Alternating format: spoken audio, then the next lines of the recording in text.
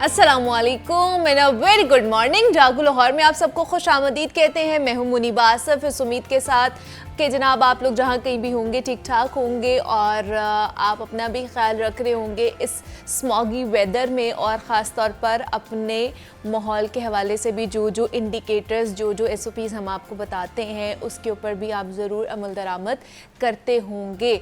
आज का मौसम भी आप लोगों को पता है कि बाहर जो है बहुत ज़्यादा स्मॉग है। आज भी बताया तो ये जा रहा है, देखकर बज़ाहिरी तौर पर तो लग रहा है कि आज भी पहले नंबर पर ही है हमारा जो एयर क्वालिटी इंडेक्स है, हमारा शहर लाहौर है, लेकिन इस पर भी बात करेंगे। अभी अपने प्रोग्राम का आगाज़ करते हैं और आज भी एक ऐसा मौजू लेकर आए हैं आपके लिए जो शायद रोज़मर्रा की बातों में, रोज़मर्रा की हमारी लाइफ में कहीं ना कहीं छुप जाता है, लेकिन ये दिलों को जीतने का एक अहम राज है इसके अंदर। आज हम बात करेंगे कि दूसरों के काम को सराहने के हवाले से, यानी किसी के अच्छे काम पर दाद देना, उनकी तारीफ़ करना और एक अच्छा लफ्ज़ कह देना। हम ये जानेंगे कि इससे किसी दूसरे की ज़िंदगी में क्या असर पड़ सकता है। क्या आपने कभी महसूस किया है कि जब कोई हमें हमारे छोटे से छोटे काम को भी हमारा सराहा जाता है तो दिल में एक खुशी की लहर दौड़ जाती है, इंसान खुश हो जाता है। और ये वैसे भी ये इंसानी फितरत है कि हम तारीफ़ के चंद अल्फाज सुनकर ही ताज़ा दम हो जाते हैं। एक बड़ा मशहूर कॉल भी है कि तारीफ़ का एक लफ्ज़ ख़िज़ा में बहार की मानंद होता है, और ये हमें आगे बढ़ने, कुछ नया करने, ज़िंदगी को खुशगवार अंदाज में जीने का हौसला भी देता है। अब आप ज़रा देखें कि हमारी डेली रूटीन में ऐसे बेशुमार मौके होते हैं जहां हम एक दूसरे को अप्रिशिएट कर सकते हैं, एक दूसरे की तारीफ़ कर सकते हैं। और मसरूफ़ ज़िंदगी की वजह से हर कोई हर वक्त अपने काम में, आपको पता है कि लगा रहता है, मसरूफ़ रहता है, लेकिन इसके बावजूद अगर कोई आपके लिए दरवाज़ा खोल दे या आपके लिए पानी का गिलास लेकर आए या अपने काम के साथ साथ आपका काम भी मुकम्मल करवा दे, तो ये बहुत बड़ी बात होती है। ये सब अमाल तशक्कुर मांगते हैं। बहुत से लोग ये समझते हैं या अभी उनके दिमाग में ये चीज़ें होंगी कि ना छोटे मोटे काम तो बड़े मामूल की बात है, इससे क्या ही फ़र्क पड़ता है। लेकिन सच तो ये है कि जो छोटे मोटे काम होते हैं ना, यही दिलों को जोड़ते हैं। आप अच्छे तरीके से कम्युनिकेट करें तो आपकी सारी प्रॉब्लम जो है ना वो सॉल्व हो सकती हैं।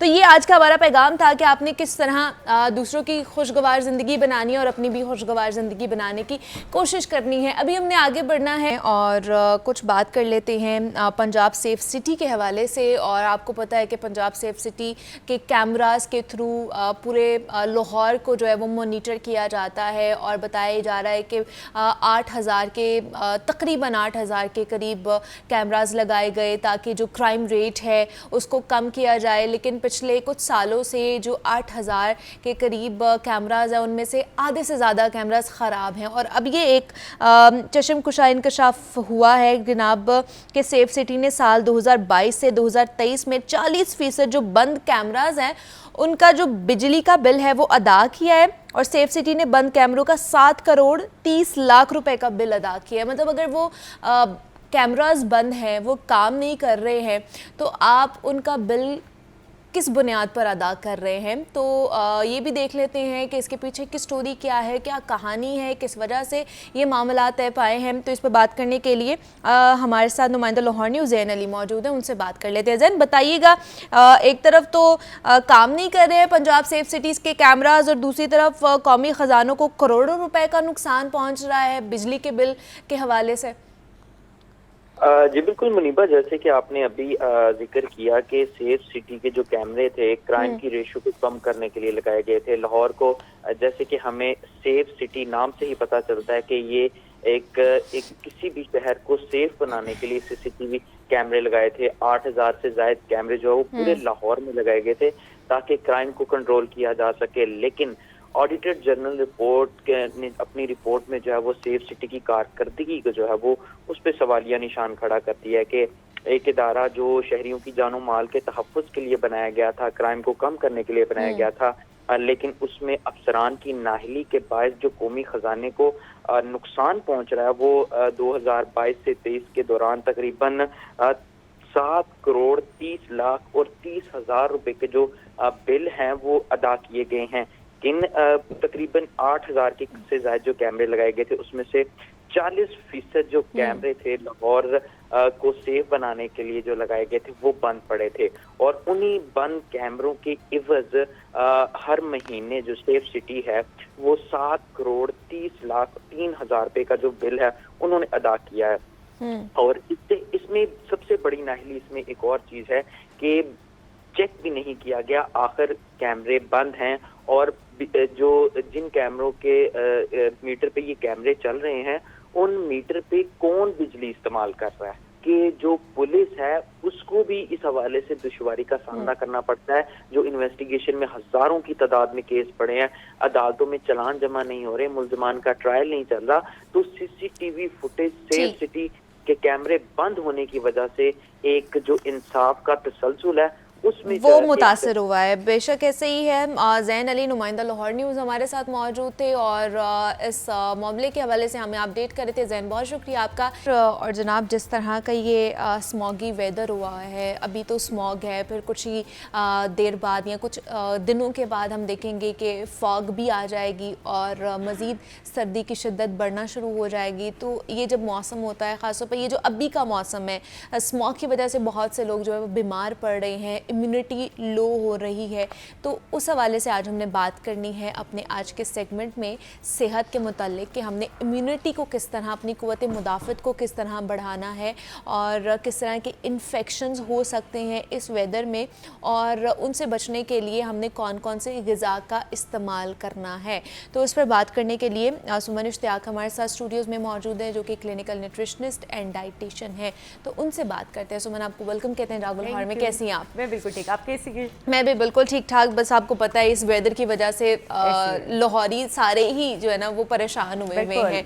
तो सिर्फ थ्रॉट और फ्लू का मसला नहीं है, हमारी इम्यूनिटी भी लो होती जा रही है स्मॉगी वेदर की वजह से। तो इम्यूनिटी को इन्हांस करने के लिए किस तरह की डाइट हमें लेनी चाहिए? अच्छा मुनीबा, बेसिकली अगर सबसे पहले बात की जाए ना कि इम्यूनिटी होती क्या है, क़ुव्वत मुदाफ़ियत जो है वो बेसिकली है क्या और उसका क्या रोल है।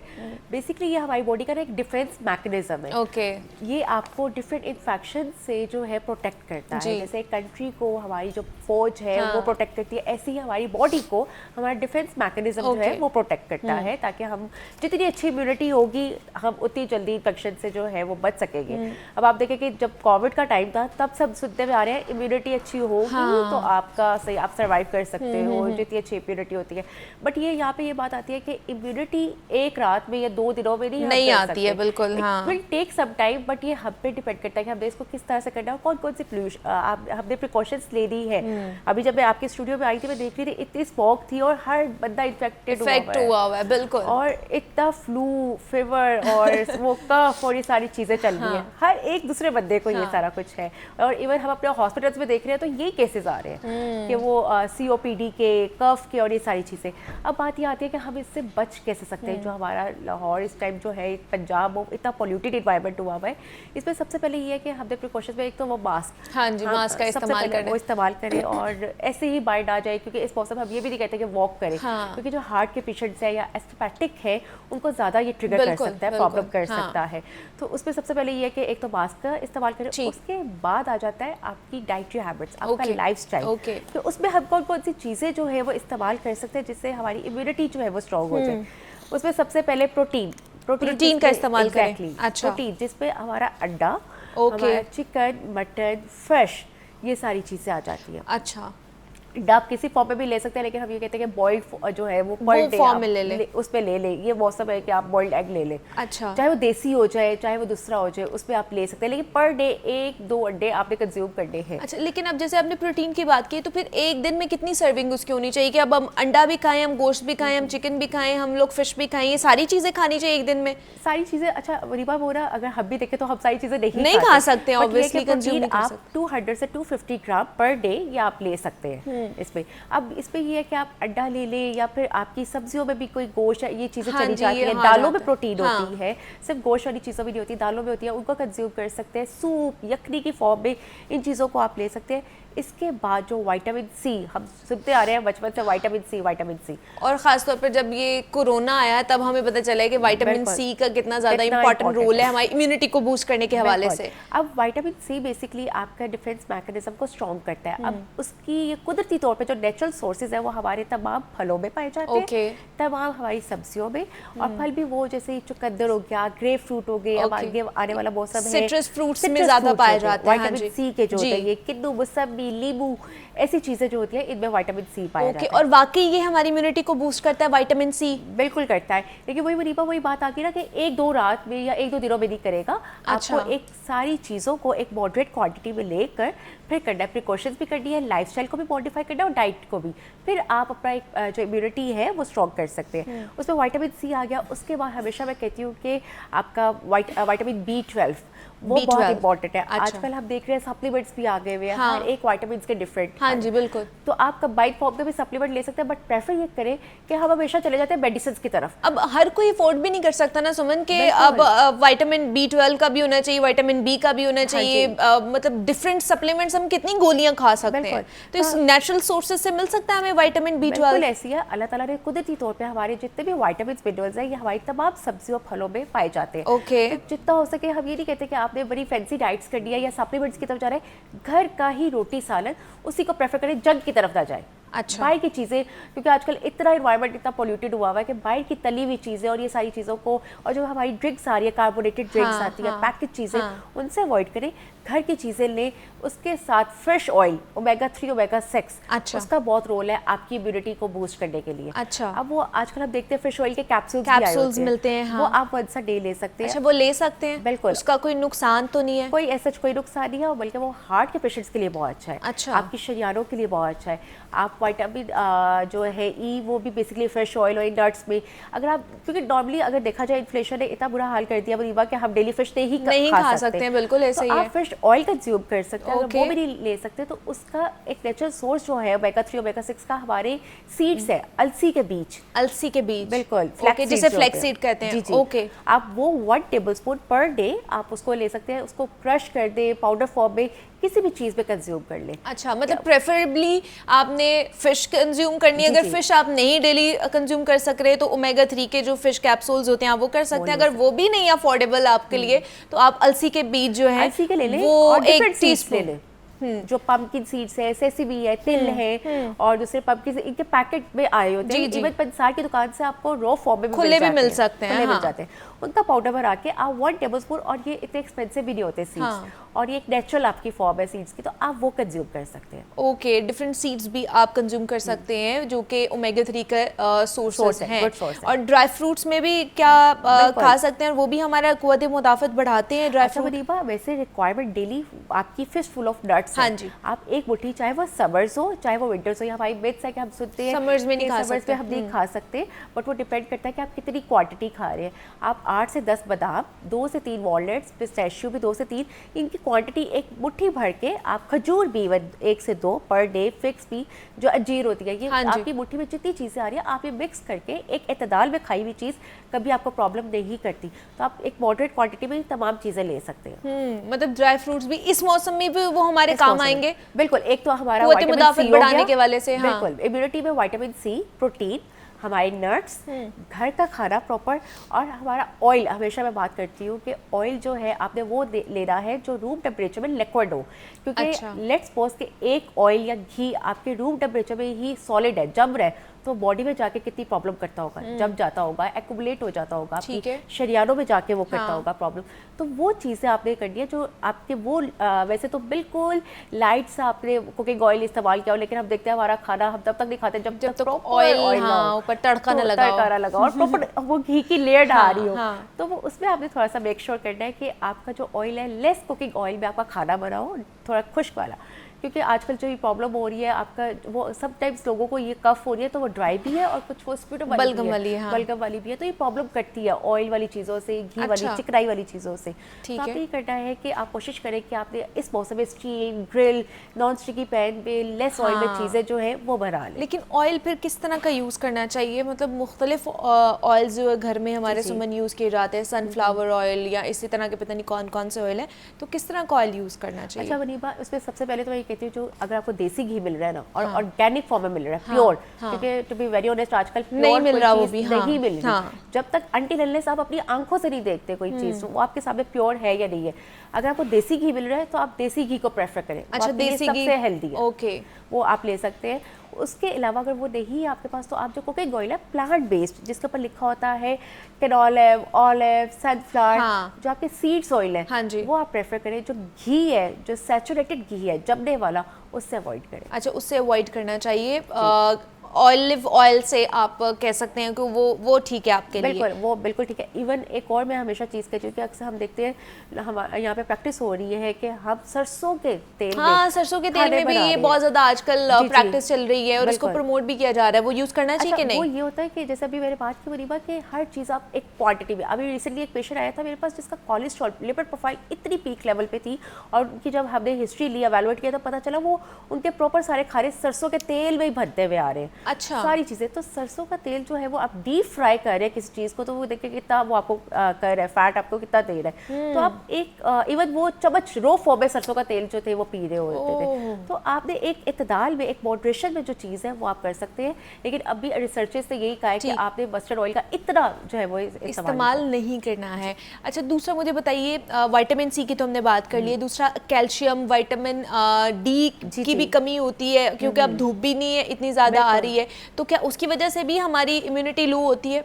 बिल्कुल ऐसी है मुनीबा, हर चीज़ का लिंक जो है पीछे विटामिन डी और कैल्शियम से भी है। अच्छा। विटामिन डी बेसिकली नेचुरली तौर पे अल्लाह ताला की तरफ से हमें धूप सूरज से से मिलती मिलता है, है। हाँ। लेकिन सूरज आजकल जो हमारा एक एक्सपोजर भी नहीं हो रहा होता, हमारी लाइफस्टाइल ऐसा है कि हमारी इंडोर एक्टिविटीज़ है, तो कोशिश ये करें कि धूप में ज़रूर बैठे। ठीक है। बट अगर आप नहीं बैठ सकते किसी वजह की उस पर किसी वजूहत की वजह से, तो आप कोशिश ये करें कि आपके वो विटामिन डी के कैप्सूल्स आते हैं, इंजेक्शंस आते हैं, उसको दूध के साथ लेना है, पानी के साथ ही लेना या किसी फ्रूट जूस के साथ ही लेना, वो आपकी एब्जॉर्प्शन को रोक देता है। आपने दूध के साथ कंज्यूम करना है। अच्छा, ठीक है, तो विटामिन डी ले सकते हैं आप। ठीक है, और वो किस टाइम लेना है आपने? किसी भी टाइम ले सकते हैं? ये सबसे अच्छा ये होता है कि हम ये रिकमेंड करते हैं कि आप आफ्टर ब्रेकफास्ट ले लें, आफ्टर ब्रेकफास्ट या मिड स्नैक में ले लें। रात को जो लेट नाइट है वो ना ले, उसमें आपका जो एक मेटाबॉलिज्म है वो बड़ा स्लो डाउन हुआ होता है, डाइजेशन जो होती है वो भी थोड़ी स्लो डाउन हुई होती है। तो आप सुबह के टाइम में ले लें, ब्रेकफास्ट के बाद ले लें, सप्लीमेंट कोई भी अगर आपने लेना है। इसके साथ सबसे इंपॉर्टेंट है मुनीबा आपका स्लीप साइकिल। हम आजकल जो है वो स्लीप साइकिल बड़ा डिस्टर्ब है, रात हम जागते हैं और सुबह हम सो रहे हैं। तो अल्लाह ताला ने भी एक कुदरती निज़ाम बनाया ना रात सोने के लिए, सुबह काम करने के लिए, तो उसका कोई ना कोई तो मकसद है। तो अगर हम उसके अगेंस्ट चल रहे हैं तो आप देखिए कि हम कितनी जल्दी इम्यूनिटी हमारी डाउन जा रही है। तो एक साउंड स्लीप जो कि 6 से 8 घंटे की है वो आपने ज़रूर करनी। ठीक है जी। आपकी इम्यूनिटी को बढ़ाने के लिए कौन कौन सी चीज़ें बुनियादी तौर पर आपको अपनी डेली रूटीन में इंक्लूड करनी चाहिए, उस पर हमने बात की है। वो डिफरेंट सप्लीमेंट्स हो सकते हैं, डिफरेंट खुराकें हो सकती है, ग़िज़ाएँ हो सकती है, जिनके ऊपर हमने बात की है। सुमन इश्तियाक हमारे साथ मौजूद थी। Suman, thank you so much for coming here. जनाब, एक बड़ी इंपॉर्टेंट टॉपिक के ऊपर आज हमने बात करनी है, पेशाब की नाली का इन्फेक्शन। ये होता क्या है? यूटीआईज आम इन्फेक्शन है और जो उस वक्त होते हैं जब बैक्टीरिया अक्सर पेशाब की नाली में दाखिल होता है और मुतासर करते हैं। अब इन्फेक्शन पेशाब की नाली के कई हिस्सों को मुतासर कर सकते हैं, लेकिन सबसे आम किस्म मसाने का इन्फेक्शन होता है। गुर्दे का इन्फेक्शन यूटीआई की एक और किस्म है, लेकिन मसाने के इन्फेक्शन से ज़्यादा संगीन है। कुछ लोगों को यूटीआई होने का ज़्यादा ख़तरा होता है और यूटीआईज़ ख़वातीन में ज़्यादा आम है, और इसकी वजूहात क्या हैं और इसका इलाज क्या है, और क्या बार बार यूरिन का आना किसी परेशानी का बायस है या फिर किसी बीमारी की अलामत भी इसको कहा जाता है। आज हमने उसके ऊपर बात करनी है, और इस पर बात करने के लिए डॉक्टर सैयद हमज़ा बुखारी साहब हमारे साथ स्टूडियोज़ में मौजूद हैं, होम्योपैथिक एक्सपर्ट हैं। उनसे बात करते हैं। डॉक्टर हमज़ा, आपको वेलकम कहते हैं जागो लाहौर में। कैसे हैं आप? जी अल्हम्दुलिल्लाह, अल्लाह पाक का शुक्र। डॉक्टर साहब, ये तो आजकल वैसे भी इन्फेक्शंस का आपको पता है कि चल रहा है, सीज़न चल रहा है, इस मौके की वजह से भी कुछ इन्फेक्शंस आम होते जा रहे हैं, और एक ये जो पेशाब की नाली का इन्फेक्शन है जिसको यूटीआई कहा जाता है, ये भी बहुत ज़्यादा आम होता जा रहा है। ये होता क्या है एक्चुअली में? अच्छा जी, पेशाब की जो नाली का इन्फेक्शन बेसिकली अगर हमको स्टार्टिंग में लिया जाए होता है क्या है, ये किस तरह से आ रहा है, इसकी क्या अगर कोई ये एक वजूहात इसकी नहीं हो सकती, इसकी मुख्तलिफ वजूहात हो सकती हैं। अच्छा, अब इसमें सबसे जैसे इन्फेक्शन आ रहा है तो सबसे अगर यूरिन में प्रॉब्लम आएगा तो सबसे पहले आपको प्रॉब्लम आ जाएगा, बुखार है या जिस्म दर्द है या इस तरह की चीज़ें आना शुरू हो जाती हैं। एक आम इंसान बगैर किसी टेस्ट के या किसी भी डायग्नोजिंग के बगैर भी वो अपने आप को उसमें एनालिसिस कर सकता है। जब उसको यूरिन का इन्फेक्शन स्टार्ट होता है तो डेफिनेटली उसमें सबसे पहले पेशाब में जलन अगर शुरू हो रही है, अच्छा, या पेशाब बार बार आ रहा है और मसाना पूरी तरह से खाली नहीं हो रहा, तो उसमें फिर यही चीज़ होती है कि मोस्टली सॉरी पेशाब जो है वो उसको आपको जलन है या चुभन होती है उसमें। और बाज़ जो हमारे बुजुर्ग हजरात हैं या दूसरे हैं उनमें मोस्टली एक प्रॉब्लम आती है कि रात को बार बार ज़्यादा पेशाब के लिए उठना पड़ता है। अच्छा, ये तो वो सारी चीज़ें हैं जो कि हमारी अलामात आती होती हैं पेशेंट्स में कि ये चीज़ें इस तरह से चल रही हैं। अच्छा, इसमें अब सबसे पहले अगर हम इसको देखें तो क्या चीज़ आती है, सबसे पहले पेशाब का बार बार आना। अगर तो कोई डायबिटिक पेशेंट है, शुगर का पेशेंट है, उसमें नेचुरली तौर पे अगर उसका जो है शुगर लेवल कंट्रोल नहीं है, डायबिटीज कंट्रोल नहीं, तो उसको पेशाब की हाजत बार बार होती है। अच्छा, अगर फिर उसमें दूसरी तरफ जो लोग ब्लड प्रेशर की दवाई खाते हैं, अब उनको भी ये चीज़ है कि उसमें जो स्याल है या बॉडी के अंदर जो फ्लूइड है उसको यूरिन के थ्रू उसने पास होना है, तो उसमें भी बार बार पेशाब आएगा। ये तो कुछ रीजंस आएंगे जो कि नेचुरली तौर पे आपको पता है कि हम ये काम कर रहे हैं तो उससे ये चीज़ें हो सकती हैं और ये पेशाब में ये अलामतें आ जाती हैं। अब एक जैसे सर्दियों का मौसम स्टार्ट होने वाला है तो इसमें क्या है कि लोग क्या करते हैं, पानी का पीना कम हो जाता है। जी बिल्कुल ऐसे ही है। जब पानी का पीना आपका कम होता है तो फिर बॉडी जो है वो आपकी हीटअप होती है और उस तरह से यूरिन आपका उस तरह से पास नहीं करते। तो जब वो यूरिन को पास करते हैं तो उसमें क्या चीज़ होगी कि आपको उसके लिए उसमें जलन होना शुरू हो जाएगी सबसे पहले। अच्छा, अब उसमें जब पानी के जैसे ही आप पानी का इस्तेमाल ज़्यादा करते हैं, पानी ज़्यादा पीना शुरू करते हैं, वो नेचुरली तौर पर नॉर्मल हो जाएगी, उसमें किसी भी किस्म की कोई दवाई की या किसी चीज़ की ज़रूरत आपको नहीं पड़ती। अच्छा, सेकेंडली इसमें ये चीज़ होती है, बाज़ पेशेंट्स में प्रोस्टेट, मेल हज़रात में प्रोस्टेट ग्लैंड इनलार्ज कर जाते हैं, ठीक है जी, और उसमें जिसको हम ओवर एक्टिव सिंड्रोम कहते हैं ब्लैडर का, कि उसमें जो आपके सेंसर्स होते हैं कि यानी अगर मसाने में 100 ml यूरिन इकट्ठा हुआ है और उसका एक टाइम है कि इसने 4 घंटे में यूरिन पूरा उसमें मसाने में इकट्ठा होगा और वो जाके तकरीबन आपको 4 घंटे बाद अलार्मिंग करेगा कि आपने यूरिन पास करना है। जब यूरिन पास करने जाते हैं तो वो तकरीबन 50 ml या 60 ml यूरिन जो वो बाकी मसाने में रह जाता है। उसकी वजह क्या है कि मसाने की कमज़ोरी आ जाती है बेसिकली, कि मसाना पूरी तरह से उस चीज़ को निकालता नहीं है। तो वो 4 घंटे का जो टाइम पीरियड है या 5 घंटे का, वो 1 घंटे के ऊपर आ जाता है, क्योंकि 1 घंटे में उसने दोबारा रीफिल हो जाना है। इसी तरह से फिर जो यूटीआई में जिसमें आता है, इसमें बैक्टीरियाज मुख्तलिफ होते हैं, ठीक है। जैसे सबसे ज़्यादा कॉमन जो बैक्टीरिया है वो इकोलाई बैक्टीरिया एक आता है। अच्छा। कि इसमें इंसान का जो है ये पेशाब की जो नाली, इसको ये बैक्टीरिया आहिस्ता आहिस्ता खाना शुरू कर देता है। अच्छा। और ये होते होते आहिस्ता आहिस्ता जो है यूटर और यूथरा से होते होते ये आपकी किडनी तक पहुँच जाता है, जिससे किडनी फेलियर की तरफ भी पेशेंट्स जा सकते हैं। अब मोस्टली पेशेंट्स को आप जब देखते हैं तो पेशेंट्स के पाँव के ऊपर स्वेलिंग आना, अच्छा, ये सबसे पहली अलामत है कि इस पेशेंट को जो है वो यूरिन ठीक तरीके से नहीं आ रहा। लेकिन अगर आपके पाँव के ऊपर स्वेलिंग आ रही है, जी बिल्कुल, अगर पाँव के ऊपर स्वेलिंग आ रही है तो ये सबसे पहला अलामत है कि आपको यूरिन का प्रॉब्लम या आपको किडनीज का प्रॉब्लम जो है वो स्टार्ट होना शुरू हो गया है। ओके। लेकिन हमारे यहाँ पर प्रॉब्लम ये है कि हमारे यहाँ पर उस चीज़ को इतनी ज़्यादा से देखा नहीं मतलब जाता, अवेयरनेस भी नहीं है, लोगों को पता भी नहीं है। वो कहते हैं कोई नहीं जी, मैं ज़्यादातर बैठा रहा था तो शायद इसलिए हो गया, मैंने चावल खा लिए। भाई चावल सारे खा रहे हैं, तो अगर चावल खाने से या कोई ऐसी चीज़ें खाने से ये चीज़ हो रही है तो बाकियों को क्यों नहीं हुई, आपको क्यों हो रही है? इट्स मीन ये है कि आप जो है आप अलार्मिंग तरफ जा रहे हैं, तो लिहाजा आप अपना उस चीज़ को अवेयरनेस उसके बारे में आपको लेना या अपने टेस्ट करवाना बड़ा जरूरी है। अच्छा, ये जो आजकल फास्ट फूड का इंटेक है और जो कोल्ड ड्रिंक्स का इंटेक है, ये भी मसाने और गुर्दे के प्रॉब्लम में मुब्तला कर रहा है? देखिए, ये तो टॉप रेमेडीज है ना गुर्दे खराब करने के लिए। इसमें कैफीन जिन चीज़ों के अंदर पाई जाती है वो चीज़ें जब आप पी रहे हैं, जैसे एक आप कोई भी सोडा ड्रिंक आप पीते हैं तो उसमें सबसे ज़्यादा आपको यूरिन आना शुरू हो जाता है। जैसे आजकल लाल रंग के, ब्लू कलर के मुख्तलिफ किस्म के जो आजकल ड्रिंक्स अवेलेबल हैं, एनर्जी ड्रिंक अवेलेबल है, आप ये पी गए, जैसे ही पेशेंट ये पीता है कोई भी आम इदमान, तो उसको खुद इंसान को महसूस होता है कि यूरिन का फ्लो जो है वो बहुत ज़्यादा आजकल ये सबके साथ हो रहा है, गला खराब है क्योंकि स्मोक की वजह से है, ये सारे लाहौरियों के साथ है कि गला जो है ना वो आपका बैठ जाता है, आप बात भी नहीं सही तरीके से कर पा रहे। तो ये बेसिकली उन चीज़ों के नुकसानात हैं और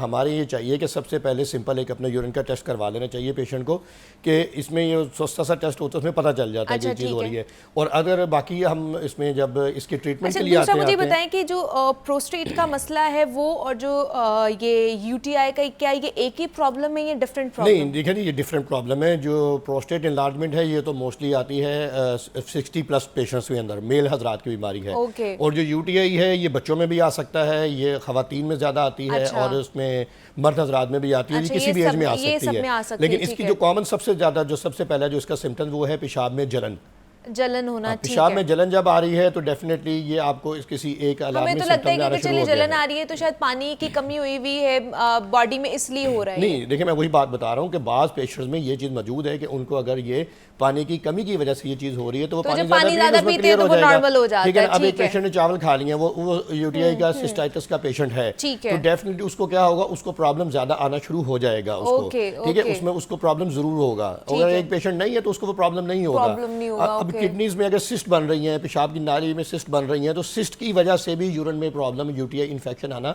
शुरू हो जाता है। इसके लिए सबसे बेहतरीन हल है आप यूरिन का टेस्ट करवाइए, ठीक है। उसके बाद आप अपना एक अल्ट्रासाउंड करवा लिए ताकि आपको मेंटली तौर पे सेटिस्फाई हो जाएं कि कि भाई आपको मेरे कोई में ऐसा कोई एटलीस्ट प्रॉब्लम नहीं चल प्रॉब्लम रहा। क्या है। अच्छा, दूसरा मुझे ये बताइए कि कमर या पेट के नीचे दबाव या दर्द महसूस होना, ये किस बीमारी की अलामत जी हो सकती देखें, है? कमर की जहाँ पर तो हमारे एनाटॉमी के हवाले से जिस जगह पर किडनीज हैं, हाँ जी। इस जगह पर अगर आपको सोजिश रहती है, भारीपन रहता है, वजन रहते हैं और आपको यूरिन पास करते हुए वो प्रेशर जैसे महसूस, तो यूरिन बहुत ज़्यादा प्रेशर महसूस हो रहा है कि पेशाब ज़्यादा आ रहा है, लेकिन क्या है कि पेशाब का जब पास आउट करते हैं तो उस टाइम वो चीज़ उसका फ्लो नहीं है, ठीक इट्स है। मीन कि आपको अंदर सिस्टाइटिस चल रहा है या हाइड्रोनेफ्रोसिस किडनीज में चल रही हैं आपको, और ये प्रॉब्लम की तरफ आपको लेके जा रहे हैं। और सेकंड नंबर पर जो चीज़ें आती हैं वो चीज़ ये आ जाती है कि आपका जैसे पेशाब की नाली आ गई और किडनीज का जो आपने बताया कि ये आ जाता है, ये बेसिकली चीज़ें वही हैं कि गुर्दे की दर्द और पेशाब के नीचे मसाने के ऊपर बैनी बटन से नीचे नीचे अगर आपको दर्द, वजन आपको रह रहा वजन है, रहता है। आपको बोझ रह रहा है, तो इसका मतलब ये है कि आपकी जो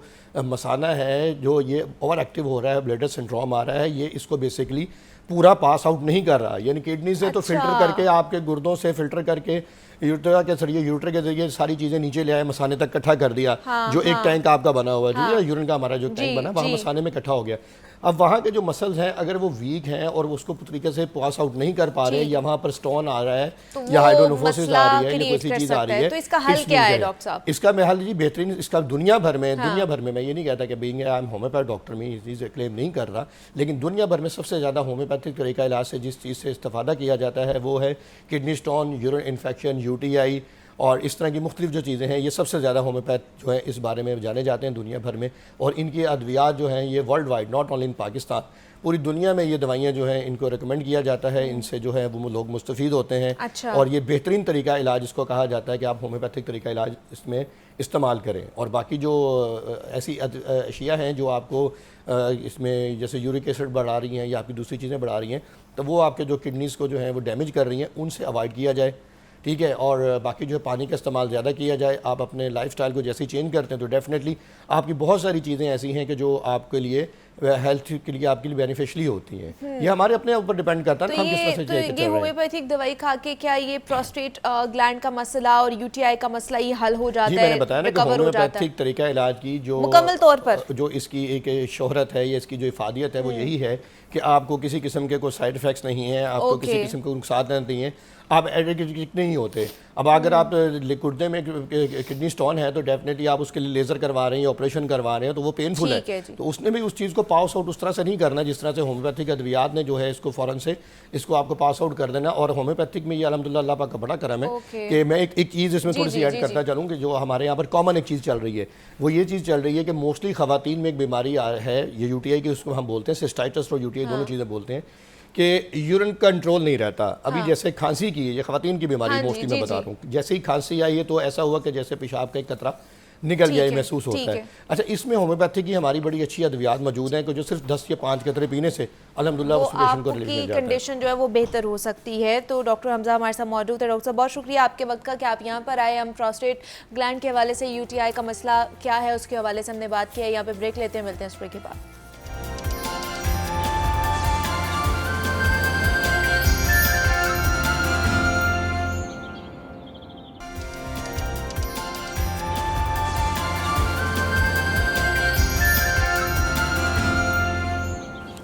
वेलकम बैक टू जागो लाहौर। जनाब, अब कुछ हेल्थ पॉइंट ऑफ व्यू से बात कर लेते हैं, ख़ासतौर पर पंजाब में हेल्थ का क्या निज़ाम है और हेल्थ के हवाले से क्या क्या सहूलियात जो है वो मैसर हैं और आवाम को क्या दी जा रही हैं। जनाब, हेल्थ कार्ड के ऊपर बात करनी है। पिछले दिनों बाज़गश्त थी और कुछ ख़बरें भी ये आ रही थी कि शायद जो सेहत कार्ड है, जिसको हेल्थ कार्ड भी कहा जाता है, उसको बंद कर दिया गया है। थोड़ा सा इसका बैकग्राउंड अगर देख लिया जाए तो हमें पता चलता है कि जनाब 2012 में पंजाब में पहली बार जो है वो बेनज़ीर इनकम स्पोर्ट्स प्रोग्राम के तहत जो है ना सेहत कार्ड शुरू किया गया था आवाम के लिए, और 2016 में शहबाज शरीफ ने पंजाब के कुछ शहरों को इसमें शामिल किया इस प्रोग्राम में। देन 2020 में तहरीक इंसाफ जब हुकूमत में आई तो उन्होंने पंजाब के तमाम शहरों को इस प्रोग्राम में शामिल किया था, और अब लाहौर के 14 सरकारी अस्पतालों में हेल्थ कार्ड पर इलाज करने से कासर हैं। और इसकी वजूहात क्या है, और ख़ास तौर पर जो निगरान हुकूमत आई थी उसमें हेल्थ कार्ड पर 50% कट लगाकर पैसे रिवैम्पिंग जो की गई थी उस पर लगा दिए गए थे। तो ये क्या मसला है? अब की जो सूरत हाल है, हेल्थ कार्ड का जो स्टेटस है वो क्या है? क्या पंजाब में हेल्थ कार्ड मुकम्मल तौर पर बंद कर दिया गया है या उसके ऊपर अभी भी जो आवाम है वो इलाज मुआलजा करा सकती है? इसके ऊपर हमने बात करनी है। हमारे साथ नुमाइंदा लाहौर न्यूज़ सजाद काज़मी साहब मौजूद है, उनकी तरफ चलते हैं और उनसे पूछते हैं कि ये मामला है क्या। काज़मी साहब, आपको वेलकम कहते हैं जागो लाहौर में। काज़मी साहब, सबसे पहले तो बताइए मामला क्या है? पंजाब में सेहत कार्ड चल रहा है कि नहीं चल रहा? जी, बड़ी अफसोस की बात है कि प्राइवेट सेक्टर के अंदर जो है वो हेल्थ कार्ड जो है वो सिर्फ 10% चल रहा है, जबकि मौजूदा सूरत हाल देखी जाए तो इसके अंदर जो है वो सरकारी हॉस्पिटल के अंदर हेल्थ कार्ड जो है वो 0% कारकर्दगी दिखा रहा है। उसकी वजह यह है कि पहले ही सरकारी हॉस्पिटल जो है वो ऑलरेडी जो है वो फ्री ऑफ कॉस्ट जो है वो इलाज मुआवजा कर रहे थे। यानी ये समझा जाए कि हेल्थ कार्ड आने के बाद जो है वो सरकारी हॉस्पिटलों के ऊपर जो है किसी किस्म का असर नहीं हुआ है। हेल्थ कार्ड से पहले जो सूरत हाल थी वही अभी हेल्थ कार्ड के बाद भी है। इसकी वजह ये है कि जो मरीज दाखिल होता है, अगर इंसिडेंट के जरिए किसी ट्रामा के जरिए उसकी कोई हड्डी फ्रैक्चर हो जाती है, टूट जाती है, कोई उसको जॉइंट पड़ना है, कोई स्टेंट पड़ना है, कोई ऐसी चीज पड़नी है, तो उस चीज को जो है वो पेशेंट को लिख कर दे दिया जाता है कि वो हॉस्पिटल के बाहर जाए और मेडिकल स्टोर से ये चीज खरीद के दे, तो फिर ऑपरेशन के दौरान उसको ये जो है इक्विपमेंट डाल दिया जाएगा। अच्छा। ये पहले भी यही जो है वो मश्क जारी थी, पहले भी यही सारी सूरत हाल थी और अब हेल्थ कार्ड के बाद भी यही है। अब दूसरी जानब ये है कि इक्विपमेंट जो उससे लिया जाता है, बाहर से मंगवाया जाता है, तो थोड़ा सा काज़मी साहब, जो हमारे देखने वाले हैं, आम एक शख्स है, उसकी क्लैरिटी के लिए थोड़ा सा बताते हैं, क्योंकि कंफ्यूज हैं हम लोग यहाँ लाहौर के जो बासी हैं कि इसके ऊपर हम इलाज करा सकते हैं, नहीं करा सकते, और अगर करा सकते हैं हेल्थ कार्ड के ऊपर तो वो कितने % उसमें से कटौती होगी और उसके ऊपर सहूलत उन्हें मिलेगी हेल्थ के हवाले से या इलाज के हवाले से? जी बिल्कुल मनीबा, जो सरकारी हॉस्पिटल है उसके अंदर किसी किस्म की कटौती नहीं होगी, क्योंकि जो सामान और अद्वियात उनके पास कम है वो लिख के दे देते हैं कि आप बाहर से ले आए। लेकिन प्राइवेट हॉस्पिटल के अंदर जो प्राइवेट हॉस्पिटल हेल्थ कार्ड के पैनल में शामिल किए गए थे, उनमें से जो इस वक्त सिर्फ 10% ऐसे हॉस्पिटल होंगे लाहौर के अंदर जो कि हेल्थ कार्ड को एक्सेप्ट कर रहे हैं। 90% जो हॉस्पिटल हैं, बड़े प्राइवेट हॉस्पिटल, वो हेल्थ कार्ड को रिजेक्ट कर चुके हैं। उसकी वजह ये है कि हेल्थ कार्ड पे बहुत कम जो है वो मार्जिन जो है वो डॉक्टर्स और हॉस्पिटल को मिलता है। बहुत सारे सर्जन इसको नजरअंदाज कर चुके हैं, डॉक्टर नजरअंदाज कर चुके हैं, फिजिशियन और हॉस्पिटल इंतजामिया भी जो है वो हेल्थ कार्ड को नजरअंदाज कर चुकी है, इस वजह से कि उनको जो है वो बहुत कम मुआवजा हेल्थ कार्ड के अंदर मिलता है। और प्राइवेट फीस चेक किया जाए, अगर आप देखें कि अगर किसी के पित्ते या हड्डियों का ऑपरेशन है, तो अगर आपने प्राइवेट से पित्ते या हड्डियों का ऑपरेशन करवाना है तो उसका कम से कम 1.5 लाख रुपया, लाख से ऊपर जो है वो प्राइवेट हॉस्पिटल के अंदर खर्चा आता है।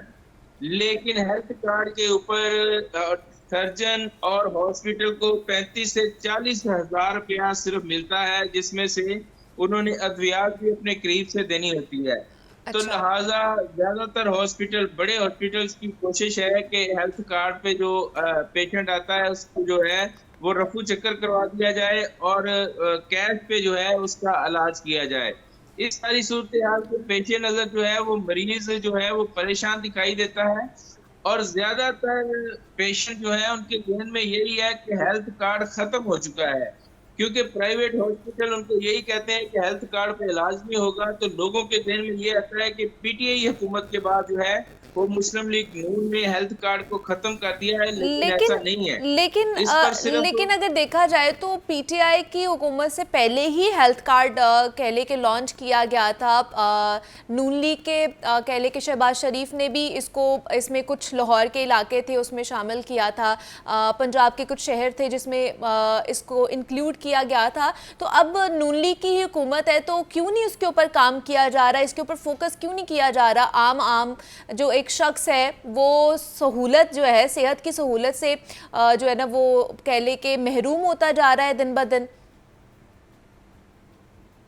बिल्कुल बड़ा अहम सवाल है, क्योंकि जब मुस्लिम पीटीआई की हुकूमत गई तो शायद 100 अरब से जायद हेल्थ कार्ड के बजट के अंदर जो है उन्होंने पैसे जमा कराए थे, जिनमें से निगरान हुकूमत जब आई तो उन्होंने ये कोशिश की कि हॉस्पिटल्स की जो है वो रीवैम्पिंग की जाए। आपने देखा होगा कि पंजाब के लाहौर समेत पंजाब के तमाम छोटे बड़े हॉस्पिटलों की रीवैम्पिंग की गई, उनकी खूबसूरती, इंफ्रास्ट्रक्चर को बेहतर करने के लिए ऑपरेशन थिएटर, वार्ड, इमरजेंसियां नई बनाई गई।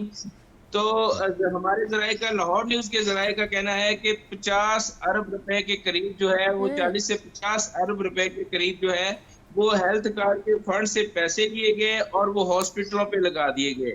उसके बाद जब बजट नहीं था हेल्थ कार्ड का तो फिर इस पे जो 50% कट लगा दिया गया, यानी जो मरीज इलाज कराएगा प्राइवेट हॉस्पिटल से वो 50% इस पे करेगा।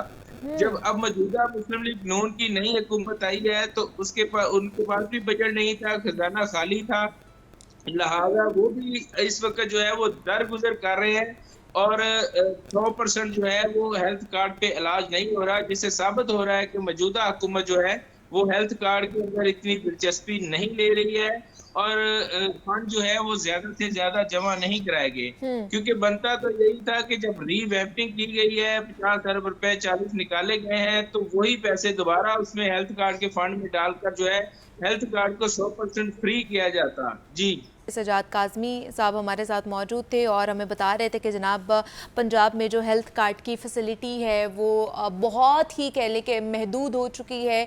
उसका जो बजट था उसमें भी कटौती हो गई। 50% जब निगरान हुकूमत आई थी उसमें 50% पैसे वहाँ से लेके, फंड्स वहाँ से लेके जनाब रिवैम्पिंग हॉस्पिटल्स की गई थी और अब जो आम आदमी है वो सेहत की सहूलत से भी महरूम होता जा रहा है। सरकारी हॉस्पिटल्स की सूरत हाल पहले ही हमारे सामने है कि वहाँ पर इलाज मुआलजे की किस तरह की फैसिलिटेशंस मिल रही हैं। दूसरा ये कि वहाँ पे अद्वियात की किल्लत है, अद्वियात टाइम से नहीं मिलती है, टेस्ट आपको बाहर से कराने पड़ते हैं, उल्टा बोझ जो वहाँ पर मरीज आता है उसके ऊपर पड़ा होता है। तो ये सारी सूरत हाल थी, इस पर हम सजाद काज़मी से बात कर रहे थे। काज़मी साहब बहुत शुक्रिया कि आपने अपना पर्सपेक्टिव हमारे साथ जो है ना शेयर किया है। अभी आगे बढ़ते हैं, कुछ मज़ीद बात कर लेते हैं लाहौर शहर के हवाले से, क्योंकि लाहौर शहर कहा जाता है कि जनाब इतनी ज़्यादा पोल्यूशन तो होती जा रही है, उसके साथ पॉपुलेशन भी बढ़ती जा रही है दिन ब दिन।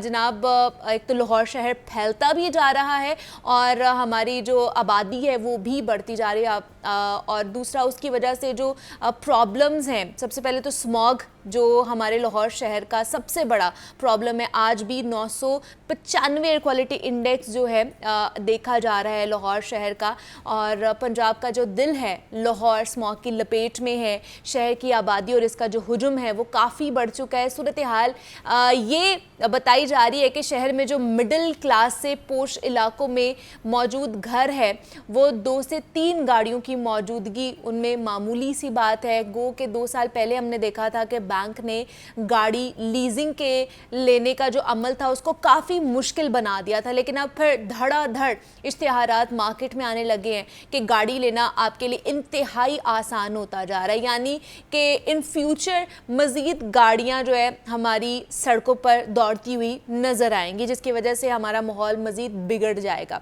फिर शहर में ताहाल ऐसा कोई मैकेनिज़्म नहीं बनाया गया है जिससे स्मॉग के तदारुक पर हकीकी मायनों में काबू पाया जा सके। और हमारे रिपोर्टर ने इस हवाले से कुछ वर्क किया है, वो क्या है, उन पर काम करके हुकूमत किस तरह स्मॉग पर काबू पा सकती है। मज़ीद इन पॉइंट्स को, उन लूप होल्स को एड्रेस करने के लिए हमने इनवाइट किया है हमज़ा खुर्शीद, हमारे साथ नुमाइंदा लाहौर न्यूज़ स्टूडियोज़ में मौजूद है, उनसे बात करते हैं। हमज़ा, आपको वेलकम कहते हैं जागो लाहौर में, कैसे हैं आप? ठीक है जी, शुक्र अल्लाह का। हमज़ा, हम देखते हैं आए रोज़ पंजाब असम्बली में हमारे जो अरकाने असम्बली हैं वो बैठे हुए होते हैं, बातचीत चल रही होती है, इजलास जो है बुलाए जाते हैं। तो जो रोज़ाना की बुनियाद पर अगर इजलास होते हैं उनमें कौन कौन से ऐसे पॉइंट्स हैं जो कि फौरी तौर पर डिस्कस होने चाहिए बट उनके ऊपर कोई बात नहीं हो रही होती है?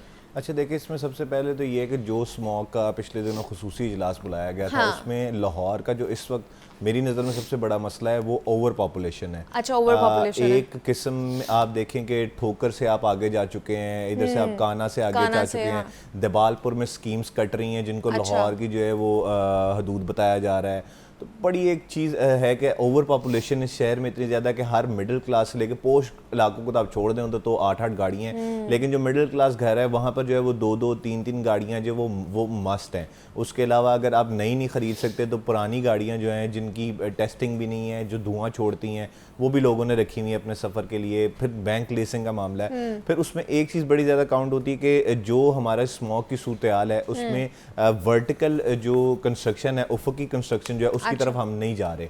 आज भी जो है वो 5-5 मरले के घर बन रहे हैं, 10-10 मरले के घर बन रहे हैं और उनको जो है वो बड़ी तादाद में फैलाया जा रहा है। जबकि आप देखें कि जो ऑल ओवर द वर्ल्ड जिन इलाकों में ये मामला होता है वहाँ पर जो है वो उफ़क़ी जो कंस्ट्रक्शन होती है उसको फ़रोग दिया जाता है, फ्लैट सिस्टम को फ़रोग दिया जाता है, वर्टिकल को दिया जाता है कि जो मतलब जितना हम जगह को कॉम्पैक्ट कर सकें और ग्रीनरी जो है वो हम ज़्यादा से ज़्यादा रखें।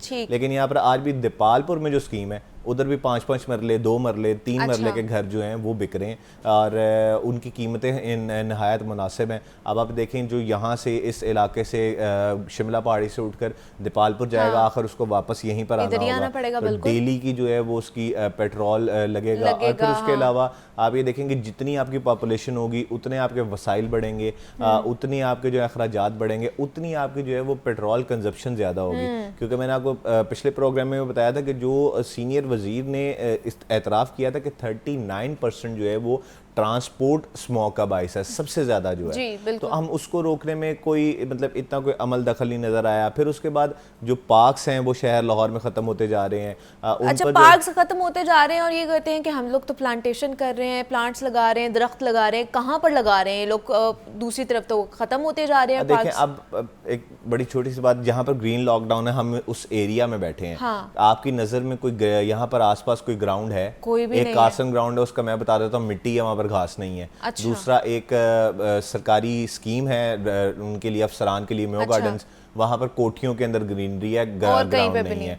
या फिर अगर आपने जाना है तो आपको रेस कोर्स जाना पड़ेगा, जिलानी बाग जाना पड़ेगा।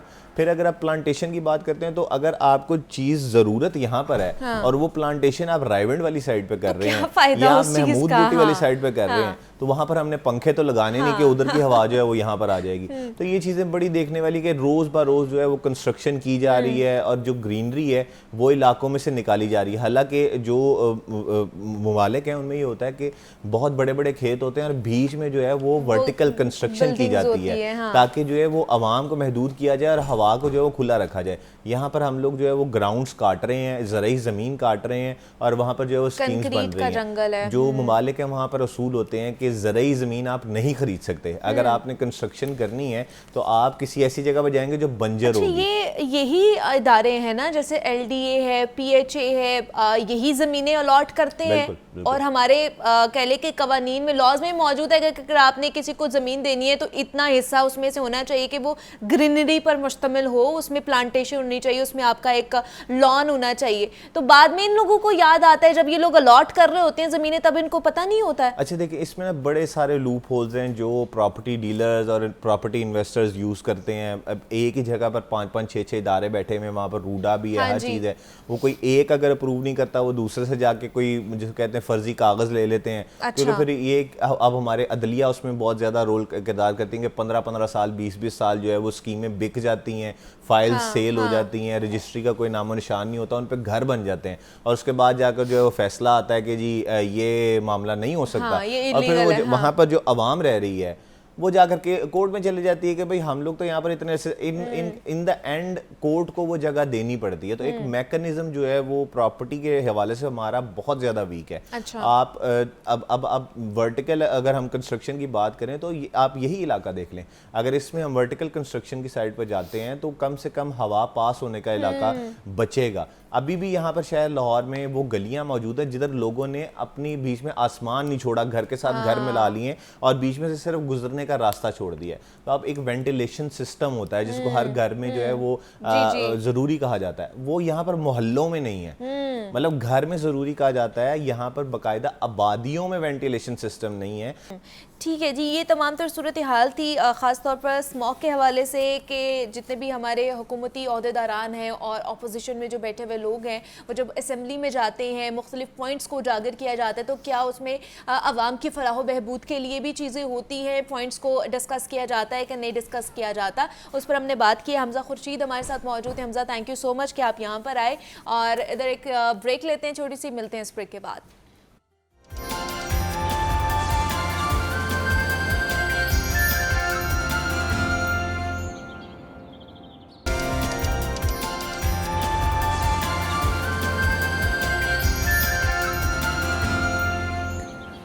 वेलकम बैक टू जागो लाहौर। जनाब, मज़ीद लाहौर के हवाले से ही बात कर लेते हैं। लाहौर इतना ज़्यादा फैलता जा रहा है कि जनाब कि उसकी कोई हद ही नहीं नज़र आ रही है। अगर देखा जाए तो लाहौर की 5 तहसीलें बन चुकी हैं, लाहौर की 274 यूनियन काउंसिल्स बन चुकी हैं। उसके अलावा लाहौर का जो रकबा है वो 3500 स्क्वायर फीट से ज़्यादा का हो चुका है। इसका मतलब ये है कि लाहौर जोग्राफियाई एतबार के लिहाज से बहुत ज़्यादा उसका फैलाव हो चुका है।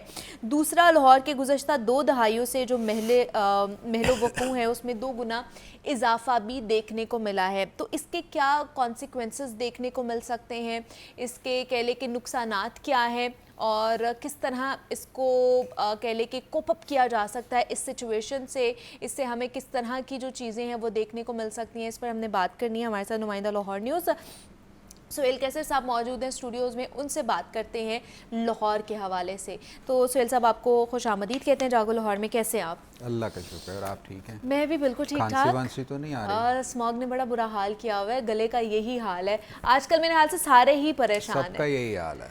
बाहर से आप आ रहे हैं, क्या सूरत हाल देखी है आपने वैसे? बड़ी अच्छी, बड़ा खौफनाक सा माहौल है जी, हर तरफ धुआं हल्का हल्का सा छाया हुआ है ना। बिल्कुल ऐसे ही है, बड़ा लग ऐसे रहा था जैसे सर्दियां आ गई हैं और फॉगी सा ये वो weather मौसम है। है जिसको किसी 2015 से पहले हम गुलाबी मौसम कहा करते थे कि इस मौसम का सभी को इंतज़ार रहता है कि सर्दियों के आगाज़ पर जो मौसम होता तो बड़ा शानदार होता था। लोग हल्के फुल्के ड्रेसेस पहन के बाहर जाते थे, चाय कॉफ़ी से लुत्फ़ अंदोज़ होते थे, समोसे खाते थे। और अब जब ये सीज़न शुरू होता है तो उससे पहले ही दिल दहलना शुरू हो जाता है कि पता नहीं इस मरतबा क्या सूरत हाल बनेगी, इस मरतबा क्या सूरत हाल और किस इन्फेक्शन में मुब्तला हो जाएंगे। और ये 2015 के बाद से अब 2024 का इख्तिताम तकरीबन आ गया, तो हिसाब लगा लें कितने साल हो गए अब इस सारे सिनेरियो को हमें भुगतते हुए।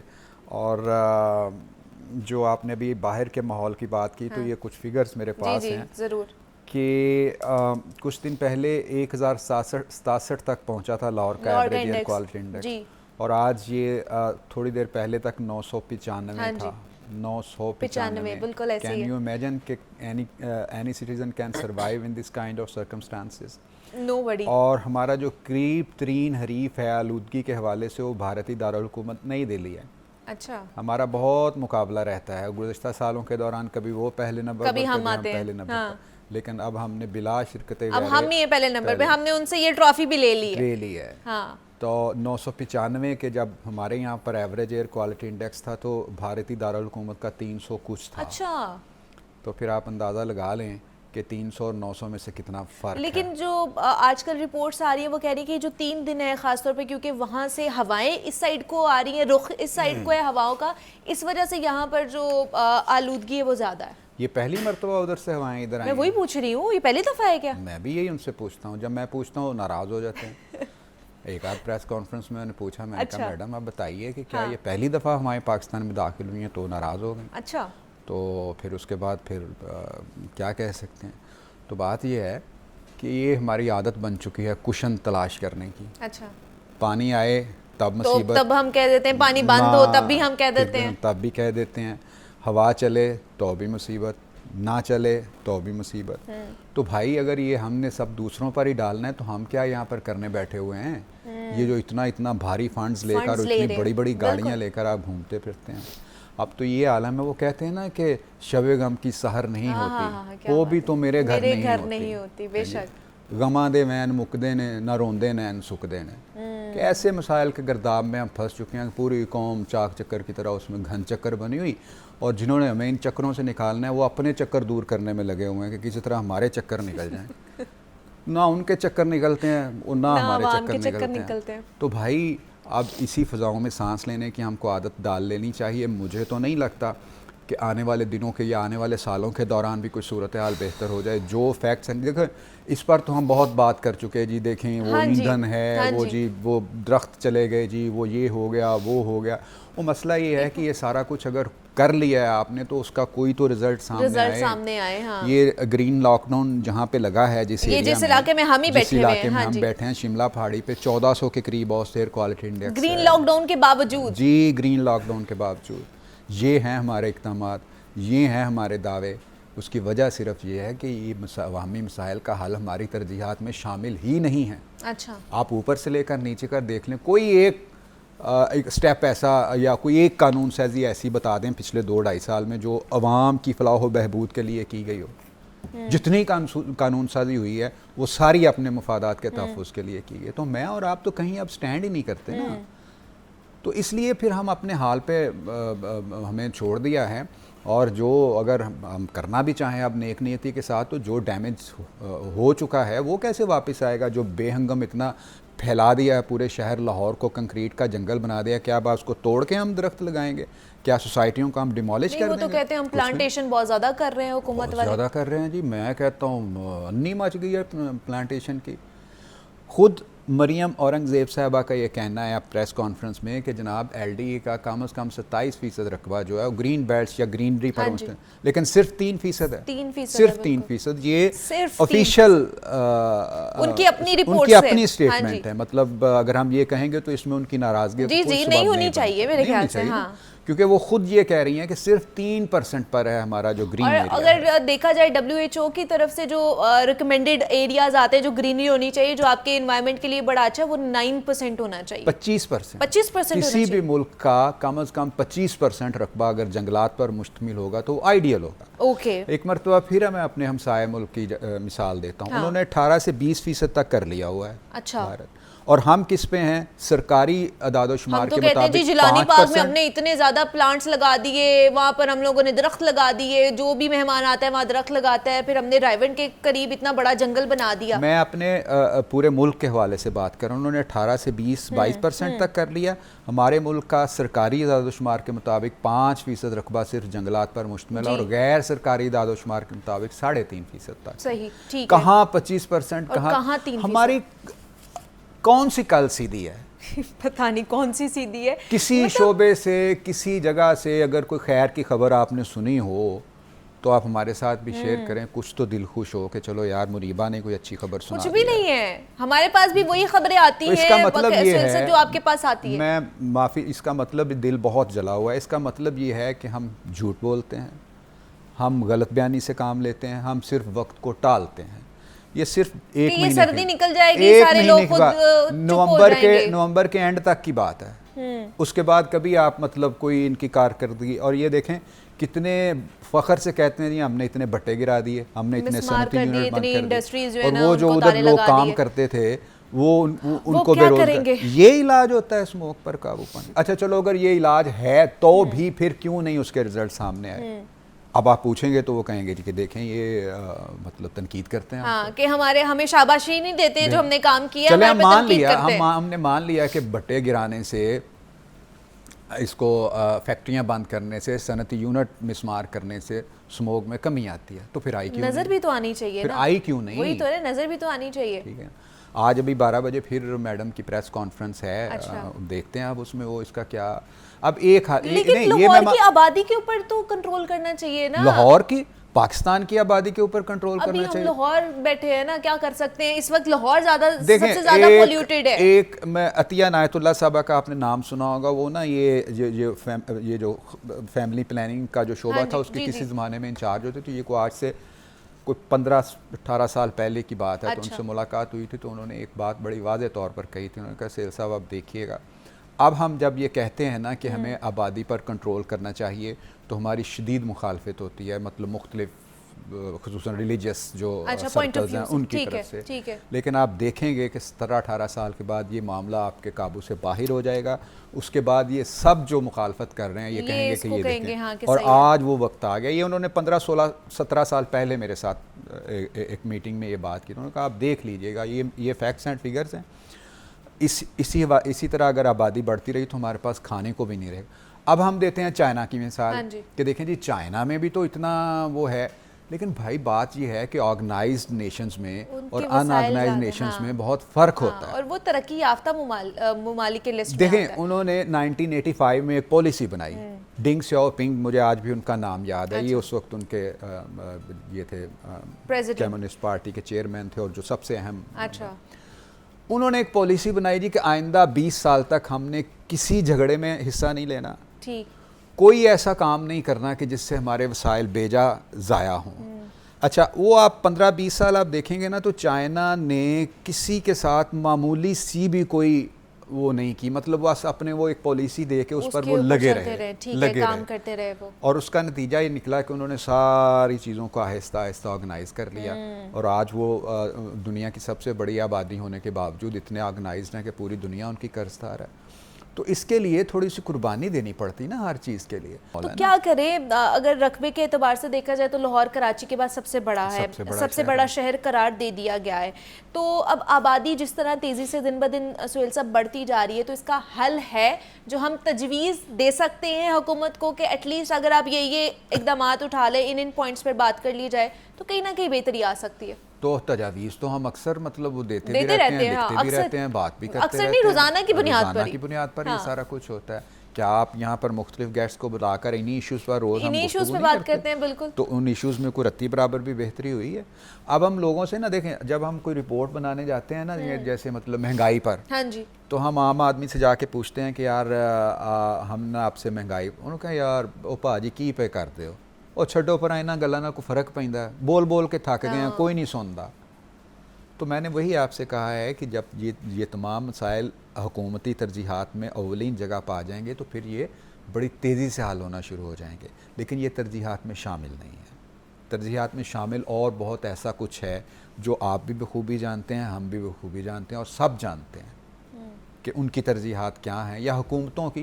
मैं किसी एक की बात नहीं कर रहा, माजी की हुकूमतों माजी की बात कर रहा हूं। हुकूमतें भी इसमें शामिल हर हैं। एक ने मतलब अपना बेशक, हिस्सा डाला है इस बेशक। बर्बादी में, इसमें। और मतलब अब ये है कि ज़रा रफ्तार और तेज़ हो गई है, डाला हर किसी ने हिस्सा है इसमें, इस माहौल की बर्बादी एक में। बंदे पे, फर्दे वाहिद पे, किसी एक हुकूमत को जिम्मेदार नहीं ठहराया जा सकता है। देखें ना, अब हम रोज़ कार्रवाई करते हैं तजावज़ात के ख़िलाफ़, उसकी रेड उठा ली, उसकी रेड, अच्छी बात है यार, लेकिन मसला ये है कि ये ट्रिकल डाउन इफेक्ट होता है ना, ये ऊपर से नीचे आता है। एक बड़ा आदमी अगर कानून की पाबंदी करेगा ना, बड़ा आदमी, तो मेरे जैसा आम बंदा ट्रैफिक सिग्नल तोड़ते हुए 20 दफ़ा सोचेगा कि यार अगर वो पकड़ा गया तो मेरी क्या औकात है, मेरी तो छूट हो नहीं सकती। लेकिन मुझे पता है यार वो भी यही कह रहा है, मेरा क्या हो जाएगा। ट्रिकल डाउन इफेक्ट है ना। अगर आज हम रेडी बान पर ये इल्ज़ाम धरते हैं जी कि वो देखें जी फ्रूट गला सड़ा बेच देता है या महंगा बेच देता है, तो यार वो ठीक कर रहा है, वो क्या गलत क्या कर रहा है इसमें? जिन्होंने उसको सिखाना है, जो उसके रोल मॉडल हैं, वो ये कर रहे हैं, तो वो क्यों नहीं मिलावट करेगा? वाले वो पागल चीजें बेच रहे है। हैं। आप रोज फूड अथॉरिटी की कार्रवाइयाँ नहीं देखती? कैसे हम मतलब अपने आप को पारसा पाक साफ कर करार दें? पूरे शहर से आप मुझे किलो खालस दूध ढूंढ के दिखा दें, कहीं पर भी नहीं है। तो कहीं कहाँ पर गई भी हमारी नहीं है, पारसाई? कहीं पर भी नहीं है। कहाँ गई? इसका मतलब ये मतलब आप लिख लें कि हम मतलब गलत बयानी में हमने अपनी वो नहीं तो हम heights को ठीक छू नहीं हो लिया। सकते हैं, फिर हल कोई नहीं है फिर हमारे पास। देखें, एक चीज़ का हमें आखिरी जो पहली और आखिरी उम्मीद होती है ना, वो अब उस ज़ात बारी ताला से होती दुआएं है कि शुरू उसकी कर लें रहमत का कोई समुंदर जोश में आए, उसको हमारी हालत पर कुछ रहम आए, तो शायद कोई सिलसिला कुछ सीधा होना शुरू हो जाए, वरना किसी मसले में हल की कोई सूरत दिखाई नहीं दे रही। ये मे भी मैं ज़्यादा वो हो रहा हूँ, लेकिन नहीं, बज़ाहिर मेरे ख्याल से होना चाहिए। हम सबको इतना ज़्यादा कंसर्न अब माहौल के हवाले से या बाकी जो वसाइल हैं उनके हवाले से होना चाहिए, तभी जाके शायद कोई बेहतरी आ सकती है। जब तक आवाज़ नहीं उठाई जाएगी तब तक तो सारे ख्वाबे खरगोश के मज़े मैडम, लेते हम रहेंगे। देखें, मेरी बात सुने, सुई गैस अल्लाह ताला ने हमें एक ऐसी एक शानदार हमें अल्लाह ताला ने चीज़ दी, सुई गैस जो है, मतलब पूरा पाकिस्तान। हमने क्या किया? हमने थोड़े थोड़े मफादात की खातर CNG स्टेशन बनवा दिए और अपनी सुई गैस सिलेंडरों में भर के हवा में उड़ा दी, और आज ये आलम है कि आधे से हमें वो ज़्यादा भी नहीं लाहौर में मिल तो रही है। सुई गैस का तस्वर ही नहीं ख़त्म है, हो है गया। ही नहीं है, बिल्कुल। ये है हमारा कुदरती वसाइल के साथ बिहेवियर। और हम ये कहते हैं जी कि हम स्मोक पे काबू पा लेंगे, हम गलत ईंधन जो है उस पर काबू नहीं पाया जा सकता। आप किसी पेट्रोल पंप पे चले जाएं, मैं आपको 2 टेक्निक्स बता देता हूँ, वो अप्लाई कर लीजिएगा। अगर आपका पेट्रोल पूरा हो जाए उस पेट्रोल पंप से, तो जो चोर की सजा हो मेरी सजा। क्या टेक्निक? पेट्रोल ही नहीं ठीक होता। अच्छा, यानी कम डाला जाता। कम पेट्रोल डाल, कभी आप बोतल में लेने देखें, मैं आपको एक तो आप जिस पंप से आपने अपनी गाड़ी में पेट्रोल डलवाया है ना, उसे कहें कि यार ये 1.5 लीटर की बोतल है, इसमें मुझे इसी पंप से ना 1.5 लीटर पेट्रोल डला, वो कभी नहीं डालेगा। अच्छा। वो कहेंगे आप इधर आ जाएं, ये वाले पंप से ना मैं आपको डाल देता हूं। अच्छा। क्योंकि उधर से वो पूरा डाल देगा। अच्छा, फिर इनका एक क्लिक सिस्टम होता है। ठीक। क्लिक सिस्टम में वो मतलब, अगर मुझे एक पेट्रोल पंप वाला ही बता रहा था कि अगर हम तेज़ी से 2 मरतबा क्लिक करेंगे तो पेट्रोल की मिकदार कम हो जाएगी। ओह, आप कभी तजर्बा कर लीजिएगा, आप पेट्रोल बोतल लेके जाइएगा, उसे कहेंगे जिस पंप से आपने मेरी गाड़ी में पेट्रोल डाला है, फिल उसी से किया जो है है ना, ना उसी से इसमें, वो कहे मैडम ये ना बोतल वाला ये है, इधर आ जाएं आप। अच्छा। अगर सारे नहीं तो 90% में तो ये जरूर होगा। पेट्रोल उसमें हमें भी पूरा नहीं corruption मिलता। कर रहे अच्छा, हैं। एक तो वो पेट्रोल है ही मतलब उसकी क्वालिटी गलत, हाँ। फिर वो भी पूरा नहीं मिलता, और ऊपर से महंगा भी मिलता है। क्या सूरत हाल है, क्या सूरत हाल हो गई है क्या हमारी। सूरत हाल हो गई है। इको फ्रेंडली बसेस भी मैंने सुनी थी, ट्रांसपोर्ट हमारी बेहतर हो रही मैं है, कह रहा हूँ इलेक्ट्रिक बकचड़ बसेस आ भाग रही रही हैं हैं सड़कों मेरे पर। ख्याल से बाइक चल रही है, शायद हम यूज नहीं कर रहे हैं, हमें नजर नहीं आ रही। कितने सुहेल रूट्स साहब, पर चल रही हैं? ये मुझे लगता है कि सारे रूट्स पे चल रही है, हमें नजर नहीं आ रही है। हाँ, हमने नजर वो नहीं आ रही, ग्लासेस नहीं हवाई पहनी चीजें है, हैं। हमने वो चश्मे नहीं पहने जो हमें दिखाई दे। ये इतना शानदार ट्रांसपोर्ट का लाहौर में सिस्टम था हाँ। जब ये पिछली गवर्नमेंट आई थी, तो इसने ऐसी वो बर्बादी फेरी उसकी हाँ जी। कि वो पूरा सिस्टम ही अपसेट करके रख दिया। ठीक है, अब बेशुमार माहिरीन कह रहे हैं जी कि जो ऑरेंज लाइन ट्रेन है, इसके 2% से हम पूरे ट्रैफिक के सिस्टम को बेहतरीन कर सकते हैं। उन्होंने कहा जी नहीं, हमने बनानी ही है। अब वो ना उसके पैसे पूरे होते हैं और वो एक उसको भी आप वाइट एलिफेंट करार अब दे क्या चुके हैं, क्या करें? उसको भी आप अपने ऊपर बोझ, कौमी खजाने के ऊपर बोझ करार दे रहे हैं। तो ये सारा सिस्टम है कि मनसूबाबंदी सही तरीके से नहीं की जाती है, और जिसकी वजह से जो बाद के जो कॉन्सिक्वेंसेज हैं, आफ्टर इफेक्ट्स हैं, वो हमारे सामने आते हैं, जो सिर्फ और सिर्फ आवाम को भुगतने पड़ते हैं। हमारे साथ सुहेल कैसर साहब मौजूद है। सुहेल साहब, बहुत शुक्रिया आपके वक्त का कि आप यहाँ पर आए, और इसी नोट पर हमें इजाज़त दीजिए। अपना बहुत सारा ख्याल रखिएगा। अल्लाह हाफ़िज़।